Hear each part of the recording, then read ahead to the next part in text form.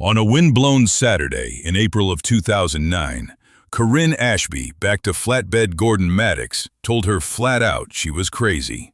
Dead weight nobody wanted. She could take every last one if she cleared it herself, he said. Corinne knew one thing about that iron that Maddox never did. Coldridge, Lake County, Oregon, 2009. The mortgage notice had been sitting on the kitchen table for 6 days, and Corinne Ashby still hadn't moved it. She stood at the window before sunup with a mug of black coffee going cold in her square, capable hands, watching the grit come off the flats in a low brown haze, and she read the top line of that letter one more time without picking it up. 90 days. That was the number the bank had given her. 90 days on a place that had carried Ashby's since her great-grandfather drove the first fence post into that high desert dirt. 640 acres. 90 head of cattle, give or take a sick one. Hay ground so thin the margins came down to whether the well held and whether the wind left her anything standing. Let me tell you about that wind, because you can't understand what Corinne did next until you understand what the wind was doing to her. It never quit out there. It came across the Lake County flats with nothing to slow it, no trees worth the name, and it carried the topsoil off her hay ground a handful at a time. It scoured the paint off the north side of the barn. It piled grit against every fence line until the wire sang. And every spring it took another bite out of the one thing a high desert ranch cannot live without, which is a windbreak, a wall, anything at all to knock that blowing dirt down before it strips a field bare and sandblasts a calf raw. Her fences were dying of it. The steel T-posts her father had set were rusted thin at the ground line, snapping off in the gusts, and every panel she lost cost money she flat did not have. She'd been patching with baling wire and prayer for 2 years. The ranch was, in the plainest terms, blowing away, and the bank had just put a clock on how long she got to watch it happen. Now, most folks in her boots would have looked at that notice, looked at that wind, and started calling the auction houses. Corinne set the mug down and went out to the smithy instead. Let me tell you about Halvor Ashby, because the smithy was his, and everything Corinne knew about looking at a thing twice came from him. Her grandfather had been a homestead blacksmith, a man who'd shod horses and set wagon tires and forged his own hinges back when the nearest supply run was a 2-day ride. He built the smithy himself out of stone hauled up from the creek, thick walls, a low roof, cool in July, and a furnace in January once the forge was lit. He died 4 years back, and Corinne still hadn't gotten used to the quiet of the place, but she used it every day.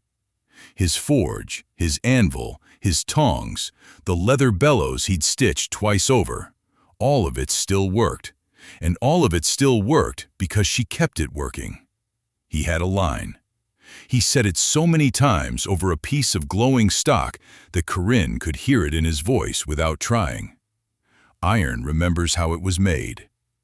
He'd say it to her when she was young and impatient, when she'd hammer a piece cold or heat it wrong and wonder why it fought her.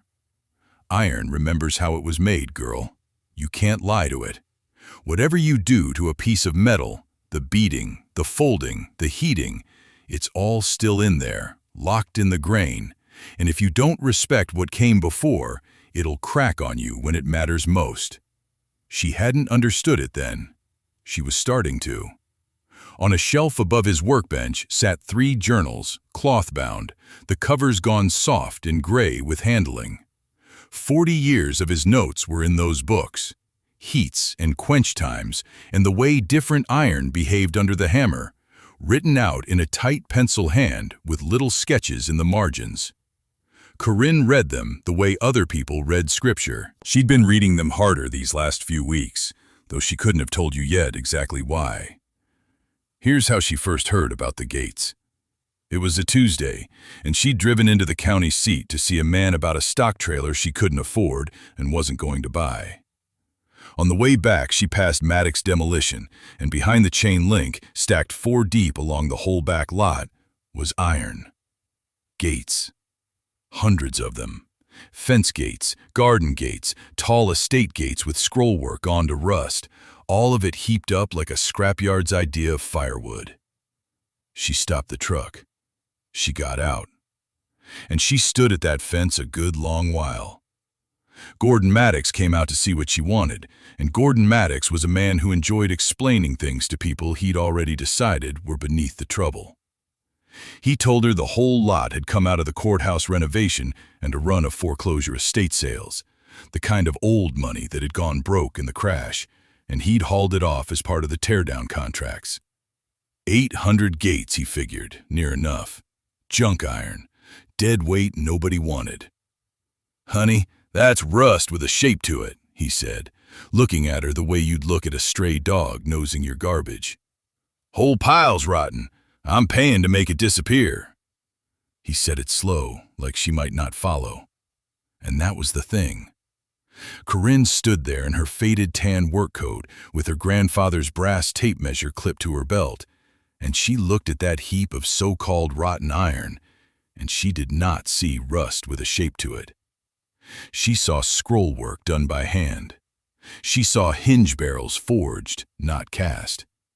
She saw the exact kind of iron her grandfather had written about in those 3 gray journals, the kind that hadn't come out of a mill in 100 years, and she knew something standing at that fence that Gordon Maddox, for all his contempt, would never know he'd thrown away. She thanked him and drove home the long way, thinking. That night she couldn't sleep for it. So she pulled on her boots in the dark and walked out across the yard to the smithy, and she pushed the heavy door open, and she stood a moment in the cold stone quiet where her grandfather's tools waited. She crossed to the anvil and laid her hand flat on its cold face, the way he used to before a day's work, and she decided to go back for the gates. The lamp she lit was the same kerosene lamp Halvor had used, and by its light the smithy came alive the way it always had for him, shadows crawling up the stone walls, the anvil holding its dark shine at the center of everything. She pulled the 3 journals down from the shelf above the forge. Cloth-bound, the spines gone soft, the corners rounded from 40 years of a working man's thumb. She sat on the cold hearth with them across her knees and started reading, and the wind came down off the rim rock outside and pushed against the door. Here's what you need to understand before any of the rest of it makes sense. Most people look at an old iron gate and they see rust. They see a fence someone's grandfather bolted up 100 years ago, gone orange and flaking, headed for a scrap bin where it belongs. That's what the whole town of Coldridge would have seen in that courthouse pile. That's what Maddox saw. Halvor saw something else entirely, and he'd spent years teaching Corinne to see it too, back when she was a girl standing on a crate to reach the vise. His handwriting climbed the pages in tight pencil rows, and she found the passage she was looking for near the back of the second journal, underlined twice. "Wrought iron," he'd written, "is not steel and it is not cast. It is almost pure iron, low in carbon, and it is threaded all through with fibers of glassy silicate slag, like grain runs through a plank of oak." He'd even drawn it, a little sketch of the fibers lying parallel down the length of a bar. That slag was the whole secret. When the old smiths worked a bloom of iron, they squeezed and folded it under the hammer, over and over, and the impurities never fully cooked out. They stretched into threads instead, and those threads gave the metal a grain, a direction, a memory. Iron remembers how it was made. He'd written it in the margin.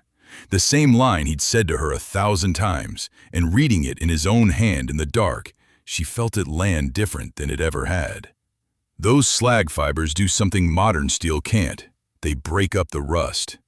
Water can't drive straight down into the metal the way it does with a solid steel bar, because the glassy threads block it and turn it aside. And out here, in the high desert of Lake County, where the air runs bone dry 3 seasons out of 4, wrought iron barely corrodes at all. A gate that looks like flaking orange ruin on the outside is, under that skin, still sound iron all the way through. Sound the way it was the day some homestead smith pulled it off his anvil. And here's the part that made her sit up straight on that cold hearth. Nobody makes this stuff anymore. The last commercial wrought iron rolled out of the mills decades back because steel got cheaper and faster and the slow folded blooms couldn't compete. So every scrap of real wrought iron on earth is all the wrought iron there will ever be. When a restoration blacksmith needs to match a piece for a 100-year-old railing, he can't order more. He has to find old stock. He has to buy it by the pound. Corinne closed the journal and sat there with her hand flat on the cover, and the arithmetic started running in her head, quiet and certain. She'd seen the pile herself 4 days back when she went into the county seat about the mortgage and drove past Maddox Demolition on the way out of town. Gordon Maddox had gutted the old courthouse in the renovation, and he'd been buying up foreclosed estates all across the county through 2008 and 2009, hauling out whatever the banks didn't want. The gates had come off all of it. Fences, garden enclosures, courthouse rail. 800 of them, stacked and leaning and thrown in heaps behind his yard, going the flat, dull orange of iron that sat in weather. To him, they were a hauling problem. Iron he was paying to get rid of. She went to see him the next morning. Maddox met her in the yard with a clipboard and a coffee and a look he didn't bother to hide. The look a man gives a rancher woman in a faded canvas coat who's clearly come to waste his time. She told him she wanted the gates, all of them. He laughed, not long, just a short puff through the nose. "Honey," he said, "that's 800 pieces of dead iron. You know what it cost me to move that much scrap? I got a hauler quoting me better than $4,000 just to make it disappear." He looked her up and down. "You want to play junkyard, that's cute, but I'm not paying you to take my problem." Cute. That was the word he used, standing on a pile of the rarest, fairest metal left in the state, calling her cute. She didn't correct him. That was the thing about Corinne, and you'll see it again and again in this story. She never argued with a man who thought she was stupid. She let him keep thinking it, because a man who underestimates you tells you the truth about what he wants. And what Maddox wanted was for the iron to be gone without it costing him a dime. "I'll clear it," she said, "all 800. You don't pay a hauler, you don't lift a bar. I bring my own truck and my own cutting gear, and I take the whole lot off your hands." He squinted at her, waiting for the catch, the way a man does when something's landing too easy. There wasn't one. She was offering to solve his $4,000 problem for free, and all she wanted in return was the pile of orange junk he'd already written off. "You clear the whole thing?" he said. "Every piece?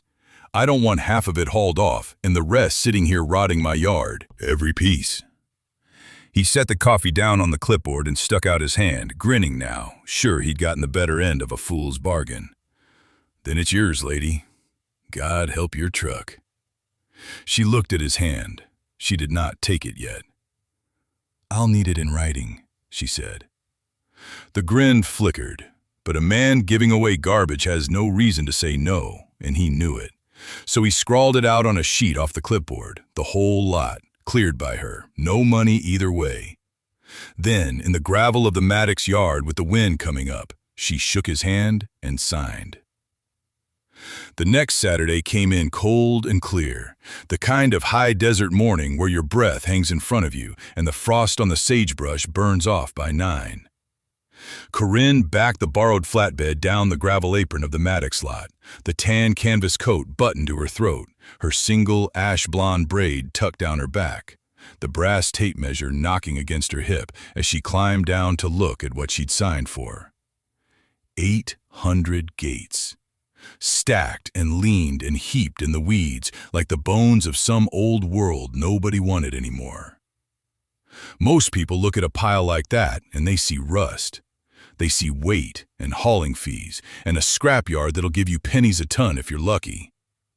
Corinne looked at the same pile and saw wrought iron, hand-forged, threaded through with the glassy silicate slag that keeps it from rusting the way steel does, and she knew, standing there in the frost, that she was the only person in Lake County who understood she was looking at money. So she started lifting. A single gate, the small ones, ran maybe 40 pounds. The big courthouse ones, the tall pickets with the scrolled tops, went past 130. She learned fast that you don't lift with your back on ground like that. You squat, and you drive with your legs, and you let the iron ride up your thighs before you tip it onto the deck. Her leather gloves went shiny at the palms by noon. Her forearms, already strong from 90 head and a hay operation that never quit, ached in a new place, low and deep from the twisting. Some of the gates were welded or bolted into stone footings that Maddox's crew had sheared off rough. Those she had to cut. She'd fire the angle grinder, brace the gate against her knee, and let the cutting disc scream through the pin until the sparks arced off into the wet grass and died. A disc lasted maybe 9-10 cuts before it wore down to a nub you couldn't trust. She went through them like matches. By the end of that first Saturday, she had 41 gates chained down on the flatbed and hands that wouldn't fully close. 6 weekends. That was the deal she'd made with herself, and she kept it like a debt. The second weekend it rained, a thin, steady desert rain that turned the lot to grease, and she loaded anyway, because a borrowed flatbed doesn't wait on weather, and neither does a mortgage. The third weekend, her shoulders had gone hard as fence posts, and she found her rhythm: gate up, gate turned, gate walked, gate laid, chain, ratchet, drive. She wasn't fast. She was relentless, which is a different thing, and the difference is the whole story. Let me stop right here and ask you something, because it matters. When was the last time you drove past something the world had thrown away? A pile, a heap, a lot full of rust behind a chain-link fence, and actually saw what it still was? Not what it looked like, what it was. Because the truth about free material, the thing almost nobody understands, is that it isn't free because it's worthless. It's free because everyone who owns it has stopped looking. The value never left. The seeing did. Corinne Ashby wasn't lucky. She was the one person still looking, and looking is the only part nobody can charge you for. Now, back to the iron. Word got around, the way it always does in a county small enough to have one welding counter and one cafe. Somebody saw the flatbed loaded down with rusted gates crossing the Coldridge Bridge and mentioned it, and somebody else laughed. And by the fourth weekend, Corinne could feel it on her when she gassed up in town. A rancher named Hollis leaned out of his truck at the pump and looked at her load and shook his head slow. "That the Ashby girl hauling scrap now?" he said, loud enough to carry. "Guess that's what's left when the cattle don't pay." He grinned like he'd done her a favor by saying it. She topped off the tank, screwed the cap down, and said nothing. Because a thing that's true doesn't need you to defend it, and a thing that isn't true yet only sounds crazy until it isn't. She'd learned that in the smithy, from a dead man, in journals written in pencil. The talk didn't slow her by a single gate. Fifth weekend, the flatbed's leaf springs groaning, she hauled the big courthouse pickets, the heavy ones, the ones a scrapper would have cursed. Sixth weekend, the last of them, she walked the empty Maddox lot at dusk to make sure she hadn't left one leaning in the weeds. She hadn't. 800 gates, every one accounted for, hauled on nothing but her own 2 hands and a borrowed deck. And here's what it cost her. She kept it in the cheap spiral notebook, in pencil, line by line, the way Halvor kept everything. Fuel, 6 round trips to the county seat and back, plus the loaded crawl home each time, $141.60. Cutting discs, 31 of them at a little under $2 apiece, $58.40.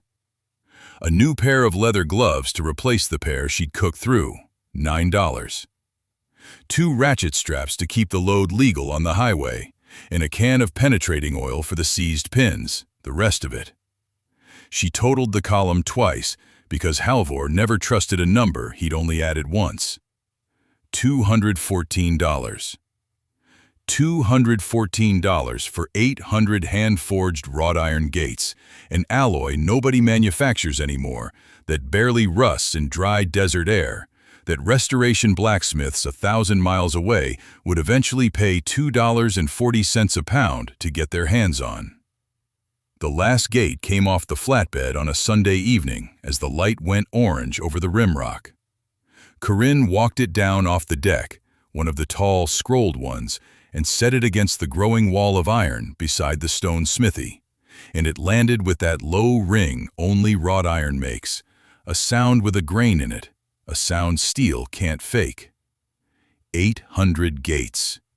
Home. On the Ashby place. She stood in the cold and looked at the pile the whole town was laughing about, and she didn't smile.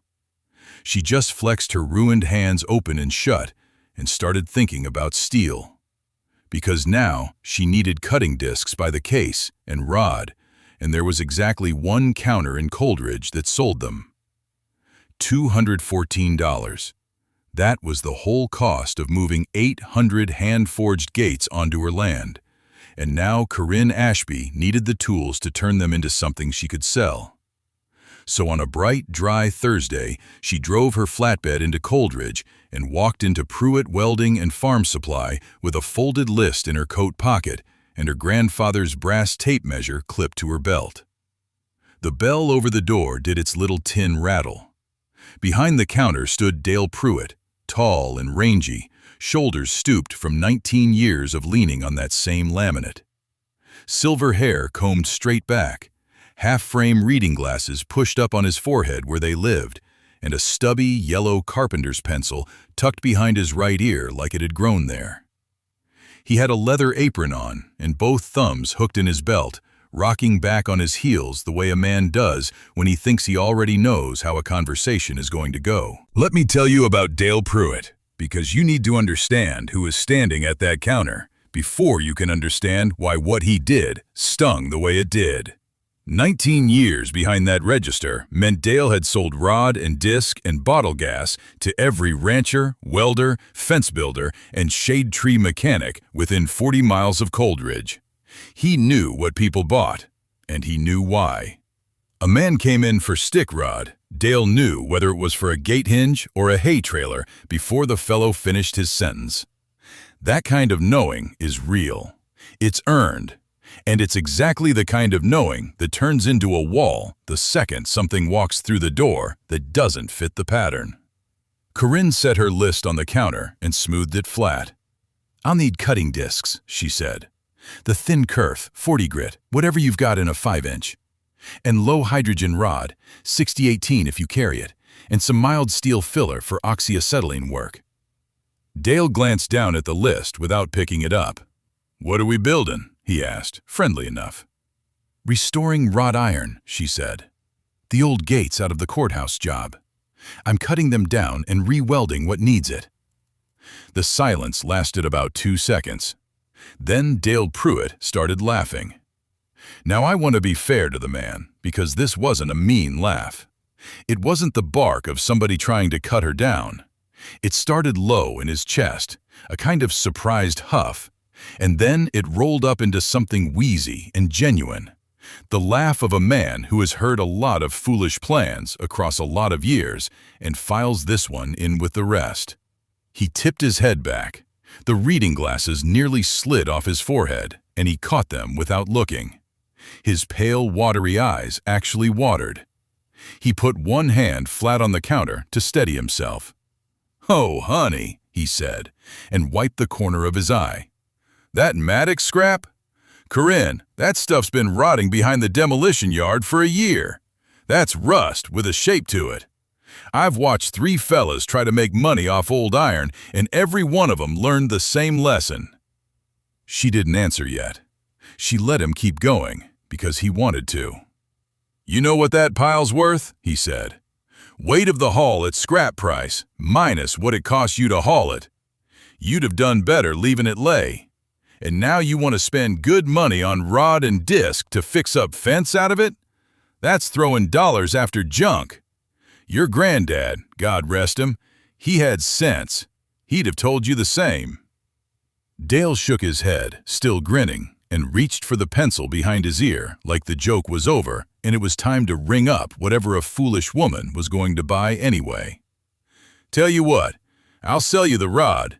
Just don't come back sore when it don't hold." There it was, the decent, smiling contempt of a man so sure he was right that he never once considered he might be talking to the only person in the county who actually knew what that iron was. Corinne did not raise her voice.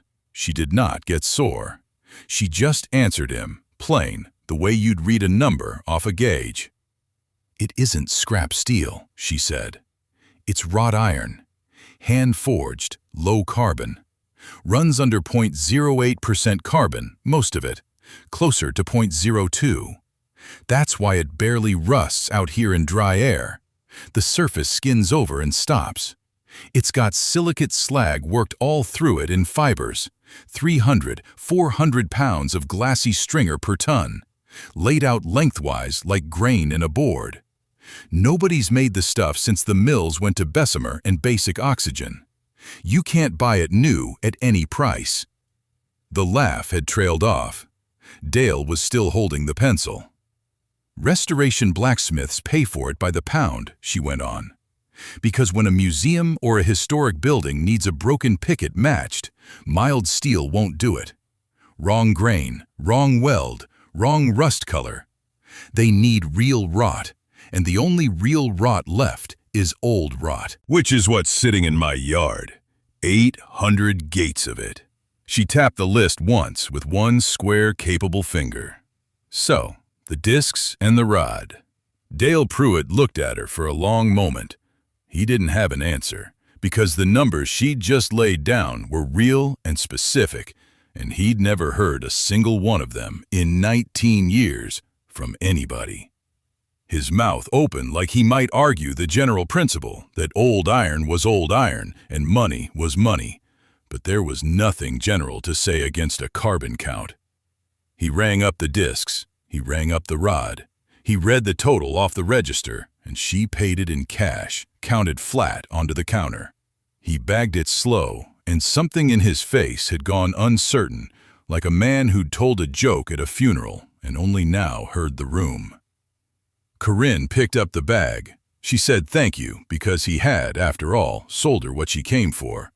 Then she turned and walked out, the bell rattling behind her, and she did not look back to see whether he was still smiling. He wasn't. She had what she needed. The gates were on the ground, the rod was in the truck, and Halvor Ashby's forge had been cold for 4 years and was about to stop being cold. The first fire in 4 years came up slow. Corinne fed it the way Halvor's journals told her. Coke banked around the tuyere, the hand crank turning steady until the heart of it went from red to a hard yellow white. The stone smithy filled with a smell she hadn't smelled since she was a kid standing at his elbow. Hot iron, coal gas, the faint sweetness of scale burning off. She laid the first cut section of gate across the fire and watched the color climb the metal like water finding its level. She wasn't building anything pretty yet. She was building fence. The plan in the cheap notebook was plain as a grocery list. Take the 800 gates apart into stock. Cut the decorative scrollwork off the frame bars. Re-weld the good straight lengths into fence lines, corral panels, and windbreak screens that would actually stop the grit that came off the flat every spring and sanded the paint off her truck. She had 90 head and 100 rods of failing wire fence, and she had, sitting in her yard, more hand-forged iron than any ranch in Lake County had a right to own. So she cut. The angle grinder screened through the first bar and threw a rooster tail of orange across the dirt. And where the disc bit deep, she saw it.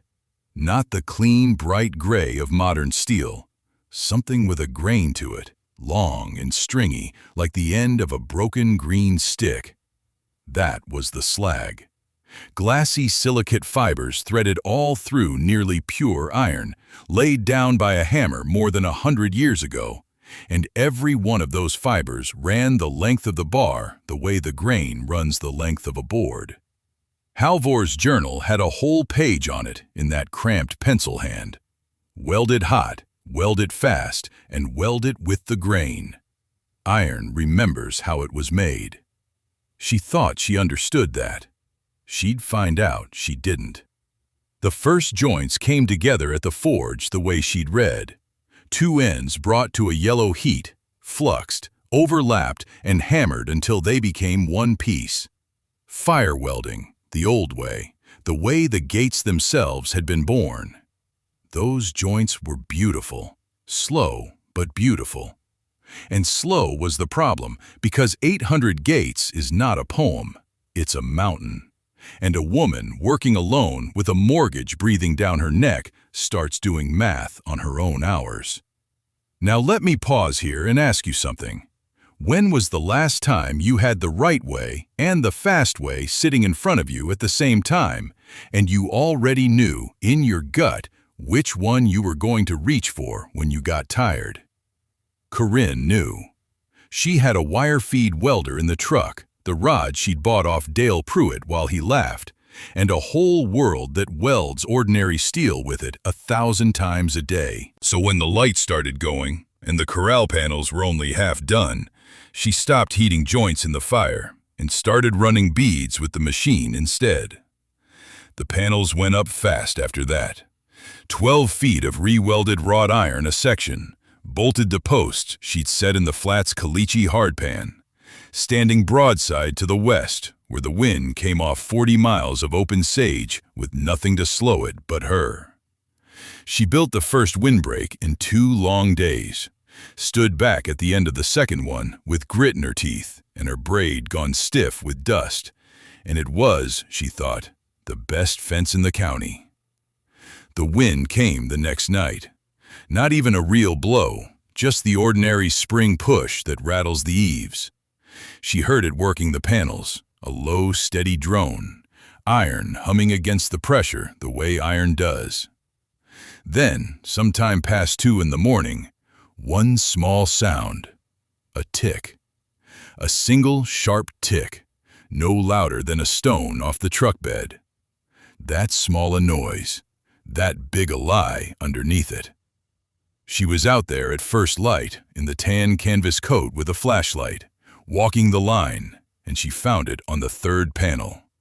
A weld had let go, not bent, not sagged, cracked, clean through the bead she'd run, and the crack had walked out from the weld into the parent bar a good 2 inches, and the whole section had racked out of square and was leaning downwind like a drunk on a fence rail.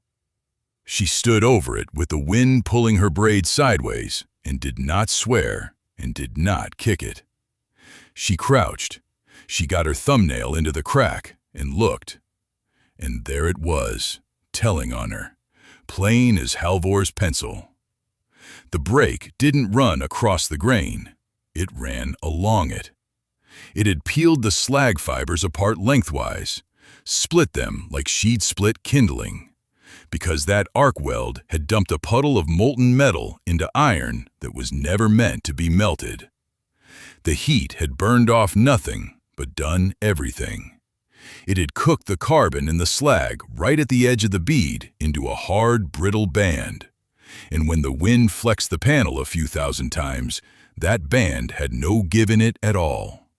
And the first thing with no give in a moving joint is the first thing to snap. She'd treated it like steel. That was the whole mistake, sitting in one cracked bead. Steel you can melt and pour together and it forgives you.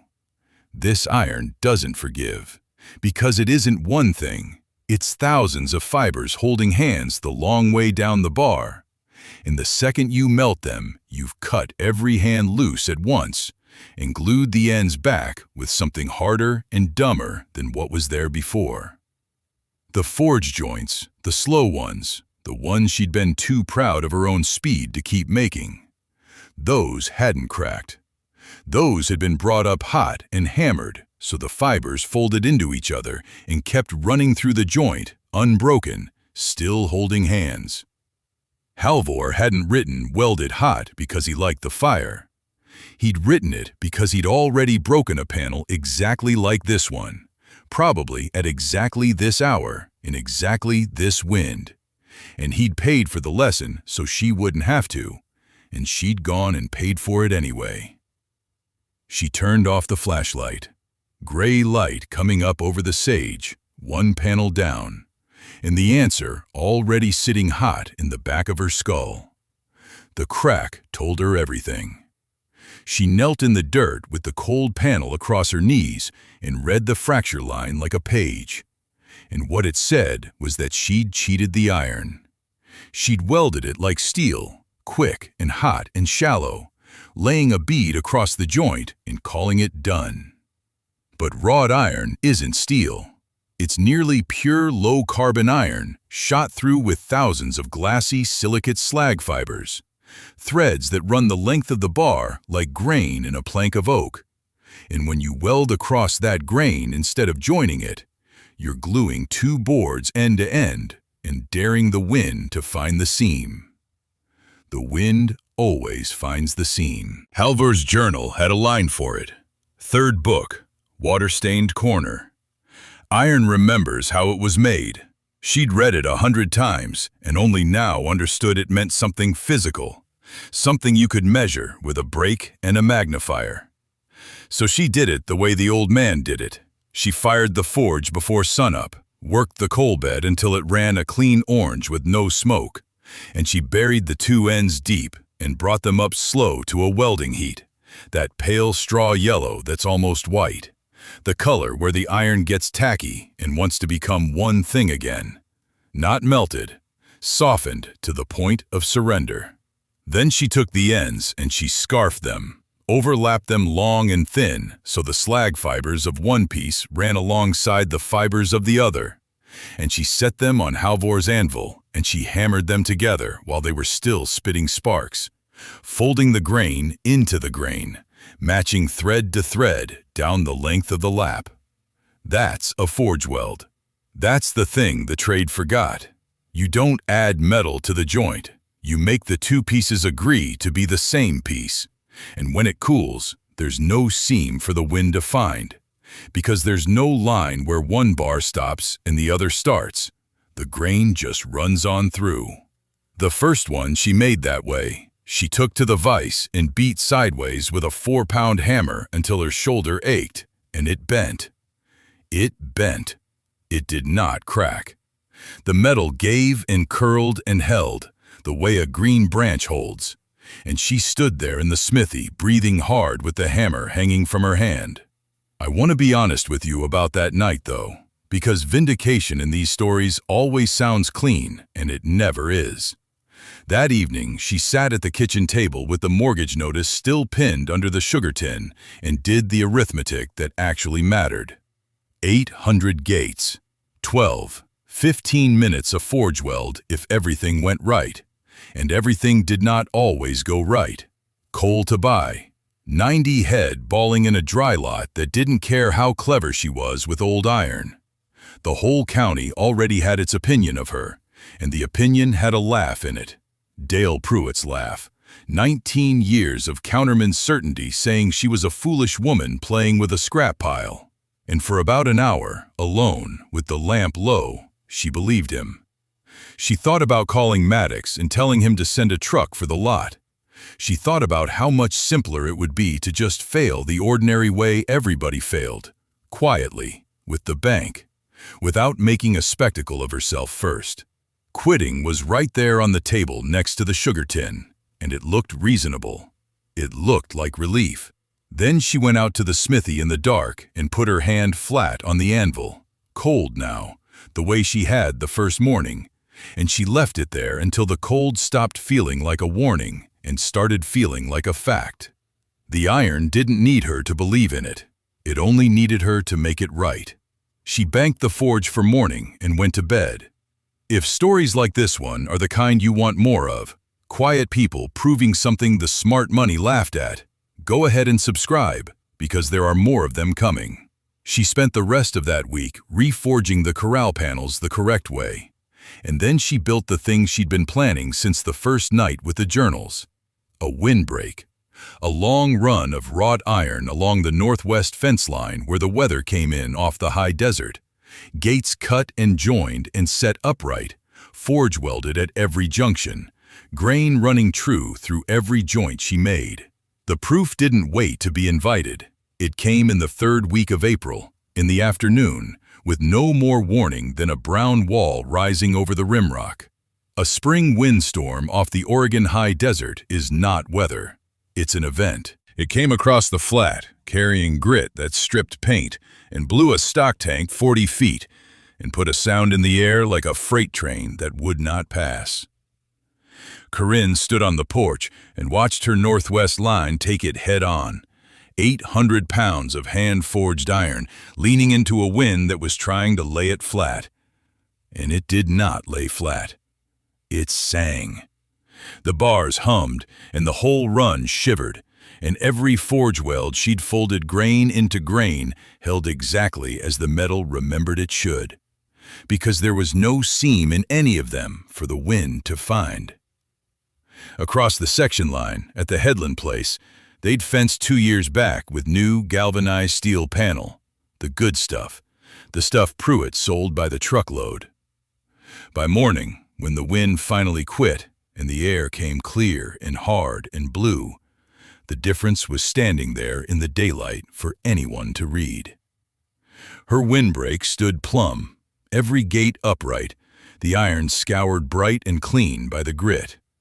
And in that dry desert air, already refusing to rust the way pure low-carbon iron refuses. 2 years of galvanizing peels back the second you weld it or nick it, and salt grit finds the raw steel underneath and eats. The Headland fence had corroded at every weld and buckled in a long, ugly wave, 3 panels down flat, the post leaning like a mouth full of bad teeth. 800 pieces of iron the whole county had written off as rust stood up straight in a wind that folded brand new steel. Corinne walked the line at first light, running her square, capable hand along the cold bars, and she didn't say a word.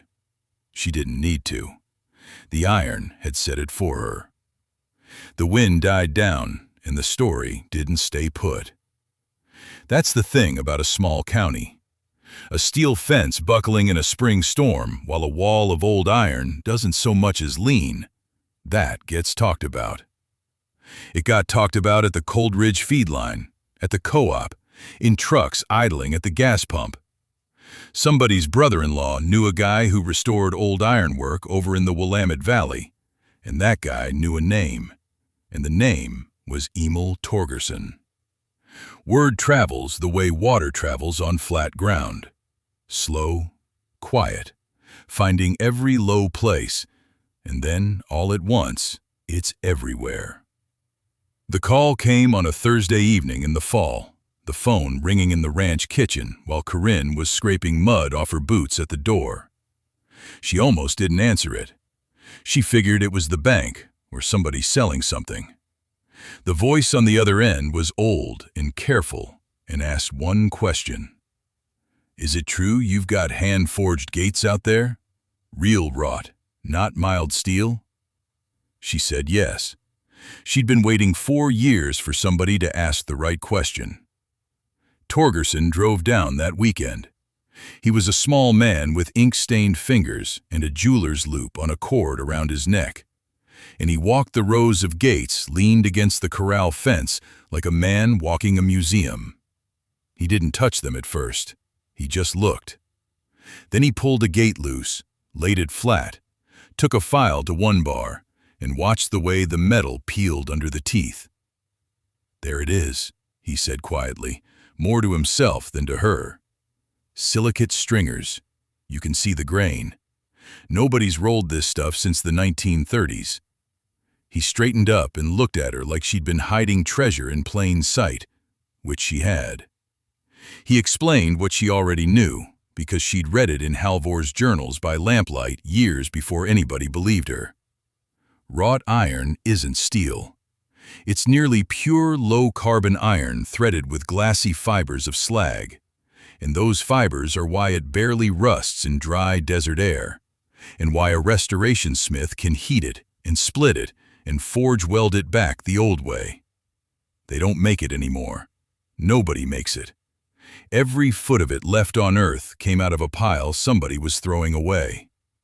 Torgerson bought 40 gates that first trip. He paid $2.40 a pound, cash, counted out on the hood of his truck, and he weighed each gate on a hanging scale he'd brought with him because he trusted his own arithmetic and nobody else's. 2 weeks later, a man and a woman from Vanch and Reel Historic Preservation drove out from the city in a company van, and they didn't haggle either. They were restoring a set of courthouse balustrades 3 states over, and they needed matching stock. And matching stock did not exist except leaning against a rancher's corral in Lake County, Oregon. They took 60 gates, same price, $2.40 a pound. Corinne stood in the yard and did the math she'd already done 100 times in her head. The whole pile, 800 gates, had cost her $214 to move. Fuel and cutting discs. That was the entire investment. And here were people driving hundreds of miles to hand her folding money for material the county had been paying Maddox to haul to a landfill. She didn't celebrate. She wrote the numbers in the cheap notebook, the same one the whole plan had lived in since the beginning, and she put the cash in the coffee can on the shelf above Halvor's anvil. Now, here's the part I've been waiting to tell you. About a month after Torgerson's second trip, a truck came up the ranch road alone, slow, in no particular hurry, and it wasn't a buyer. It was a Navy work truck with a Welding Supply logo faded on the door, and behind the wheel, thin silver hair combed straight back and half-frame reading glasses pushed up on his forehead, sat Dale Pruitt. 19 years behind the counter at Pruitt Welding and Farm Supply. The man who'd laughed at her. The man who'd stood there with his stubby yellow pencil behind his ear and told her, in front of 2 other customers, that she was going to burn through a case of cutting discs on rusted junk and come crawling back for more. And wouldn't that be a fine little hobby for a woman playing blacksmith on a dying ranch? That's what he'd called it, a little hobby, like she was decorating. He parked. He got out slow, and his rangy shoulders had a stoop in them that wasn't just age. He looked at the rows of gates, hundreds still standing, the ones Torgerson and the preservation people had already picked from. He looked at the windbreak that it held while the Peterson steel fence folded like cardboard. He looked at the smithy with smoke still coming out of Halvor's forge. He took his time. A man walking up to eat something he'd cooked himself. Corinne came out of the smithy, wiping her hands on a rag, and didn't say anything. She just waited. She'd learned that from the old man, too. You don't fill somebody else's silence for them. Pruitt stood in the gravel, with his thumbs not hooked in his belt for once, just hanging at his sides, and he looked at her with those pale, watery blue eyes, and said it. I was wrong. 3 words. No decoration, no explaining it away, no, well, actually. And you could see what it cost him, because a man doesn't spend 19 years being the fellow who knows better and then give that up easy. He didn't stop there, which is the measure of him. He reached back into the truck and pulled out a heavy roll of it, a spool of the proper low-hydrogen rod and a fresh box of the thin discs, the good ones, and he set them on her tailgate. For the forge welds, he said, on the house. And if you're moving that much iron, you'll want a better scale than whatever you're using. I've got a platform one in back of the store, does 2,000 pounds. It's yours. He'd figured out, standing in her yard, exactly what she needed next. That's not a small thing from a proud man. She looked at the rows of gates, the ones the county had paid to throw away, The ones the town had called rusting scrap, the ones now worth $2.40 a pound to men who drove 3 states to get them. "Appreciated," she said, and Dale Pruitt nodded once and got back in his truck. Pruitt drove out of that yard and the sky stayed blue for about another 2 years. Then it quit on everybody. Lake County, 2012. The drought came in slow, the way the bad ones always do. No single day you could point to and call it the start. The reservoirs dropped. The hay came up short and thin, half the tonnage per acre and none of the weight. And the meadows that Corinne's grandfather had flood irrigated since the Coolidge administration went the color of a paper bag by the middle of June. Then cattle prices did the thing cattle prices do right when you can least afford it. They spiked, then they cratered. Feeder calves that penciled out fine in the spring were bleeding money by fall, because every rancher from Klamath to Burns was dumping stock into the same shrinking market at the same time. And when everybody sells at once, the man buying names the price. You know what a drought and a price collapse did, back to back, to operations that had borrowed money to expand? Let me answer that, because it matters, and because half the people in this county lived it. They had leveraged up when the grass was good. They bought the neighbor's 40 at the top of the market. They financed another 200 head on the strength of one fat year. And they signed the note believing the grass and the price would both hold. Then the grass didn't. So they bought hay at triple the price, trucked in from 3 counties over to feed cattle they were about to sell at a loss, just to make an interest payment on money they'd borrowed to own more of the exact thing that was now killing them. That's the trap. It isn't stupidity. It's that expansion and exposure are the same coin, and the bank hands it to you smiling. The Ashby place had 90 head and a mortgage older than the drought. Corinne didn't buy a single cow on credit through any of it. She couldn't have if she'd wanted to, and by 2012, she was glad of it in a way she'd never say out loud. Because sitting in the smithy, stacked against the stone wall under Halvor's 3 cloth-bound journals, was 800 wrought iron gates that did not care about the price of beef. That's the whole thing. That's the quiet miracle of it. The iron income was never once exposed to the risk that broke everybody else. Rain didn't set the gate price. The Chicago Board didn't set the gate price. A restoration blacksmith in Minnesota who needed real wrought iron for a courthouse job in 1900-something. That man set the price.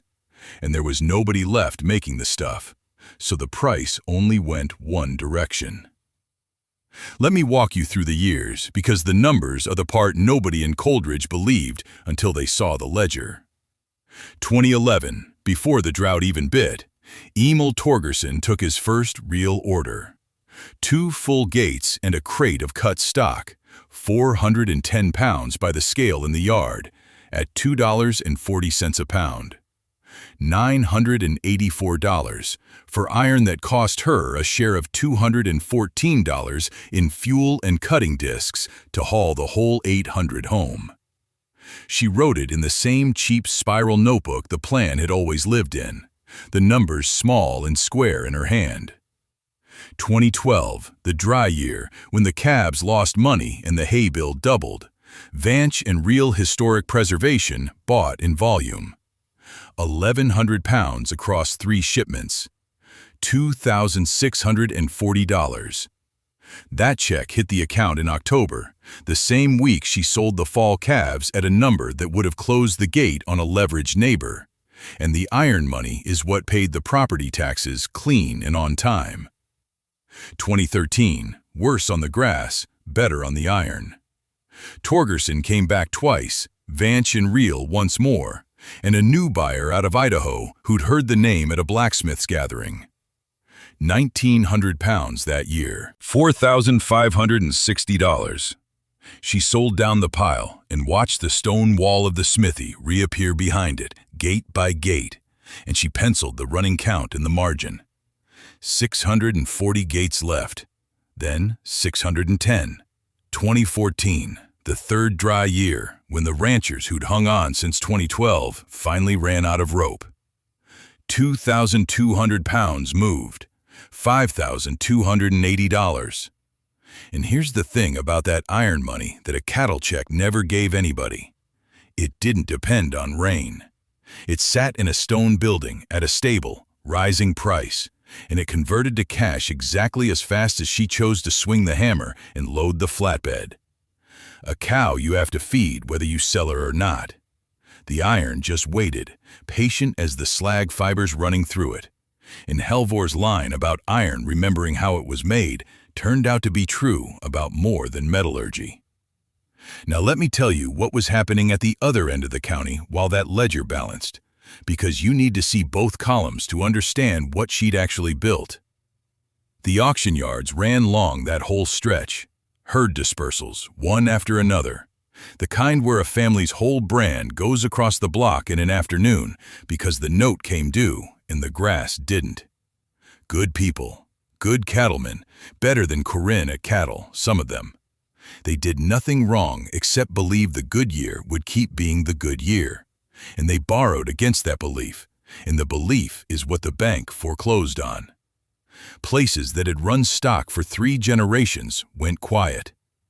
The Pruitt counter heard about every one of them, because a failing ranch buys its last welding rod somewhere. The Ashby place didn't fold. It didn't even wobble. By the spring of 2015, when the rain finally came back and the meadows greened up like nothing had happened, Corinne sat at the kitchen table with the spiral notebook and added the 4 columns straight down. Iron sales, 2011 through 2015, $13,464 against a haul cost of $214. Gates remaining in the smithy, 512, still stacked, still climbing in value while she slept. The mortgage was current. The taxes were paid. The 90 head were still hers, every one of them owned outright. The neighbors who'd borrowed to grow were gone, and the woman the whole town had laughed at for hauling rusted scrap was still standing on her own ground. The ledger reconciled. The girl came up the gravel road in a rusted-out Corolla that didn't belong anywhere near a working ranch, and she parked it crooked by the smithy and got out holding a spiral notebook against her chest like it might blow away. Her name was Rennie, Corinne's brother's daughter, 22, freshly done with a 2-year degree nobody in the family had figured out how to pay for, and she'd driven 8 hours from Boise on a quarter tank of ambition. She didn't say hello.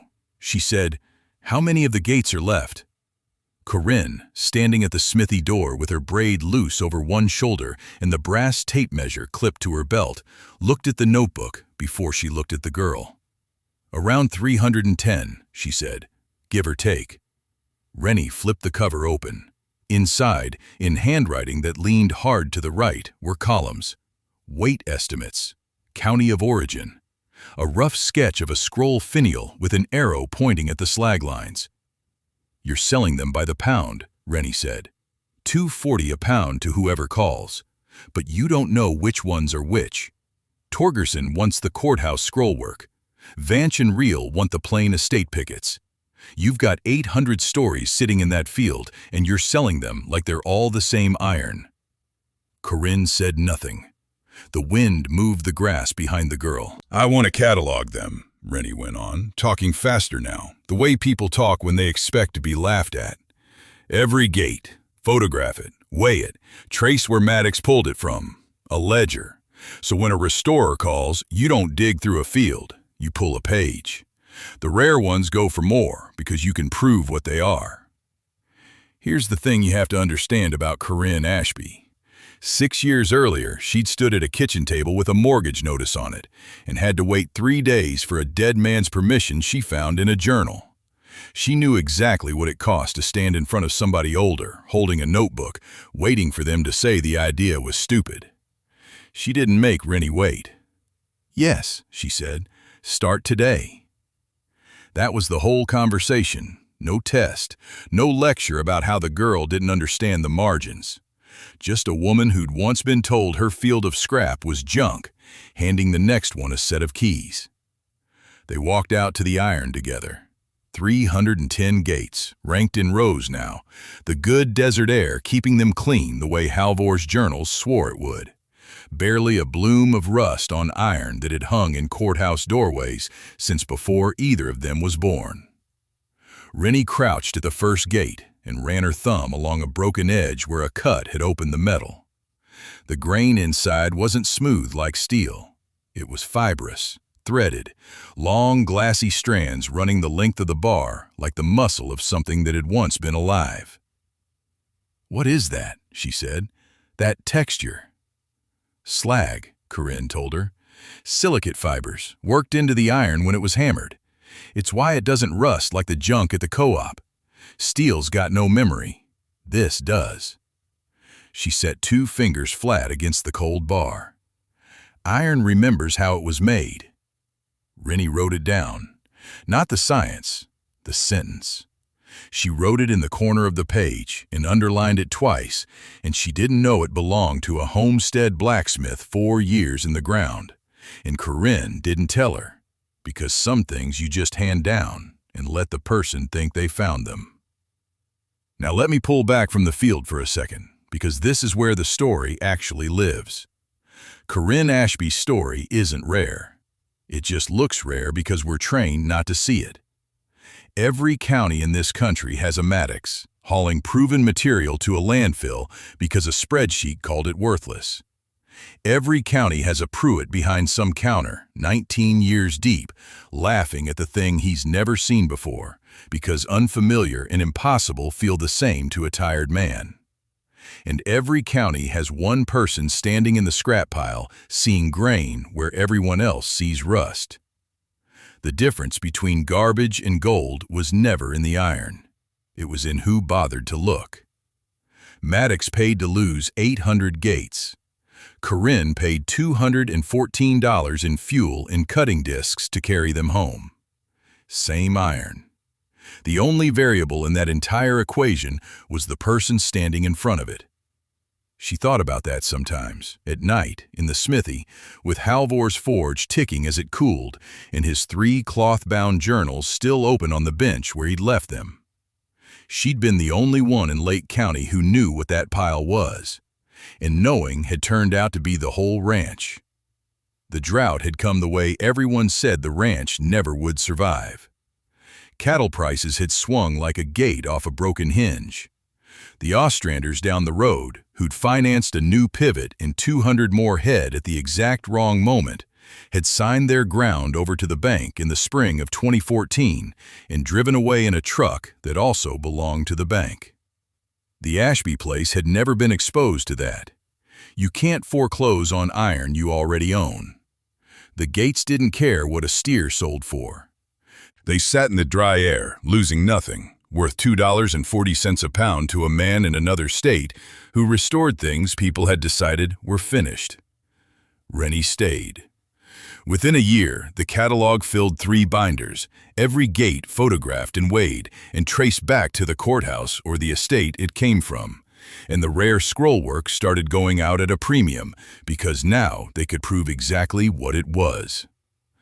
The forge still runs. Corinne is 57 now, or she will be by the time you'd meet her, and the brass tape measure that belonged to Halvor is still clipped to her belt, worn bright at the edges from her thumb. The windbreaks she reforged the hard way still stand in the wind that took her neighbor's steel. She hauled home what a yard paid to lose. They called it junk. The drought came. The corn ground sold. The cattle sold. The men who laughed sold. The iron didn't. And the ranch, the whole stubborn 640 acres of it, is still there, because one woman looked at a scrap pile and saw what it remembered.